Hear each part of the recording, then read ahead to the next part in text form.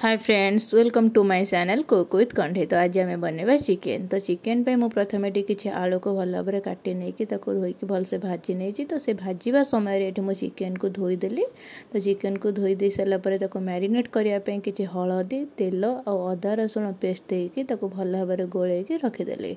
तो से समय आमर आलू ये देखो सीझी जाइए भलसे। तो आलू को काढ़ी से मुझे गोटा मसला तेजपत्र लंका पियाज पकई भल भाव में जारीदेली। तो पियाज ब्राउन है अदा रसुण पेस्ट देकी टमाटो गोटे आमर से गोटे रसुण आउ काश्मीर चिल्ली आउ रहा आम चिकेन मसला और गरम मसला टिके देकी भल भाव में कषिनेली।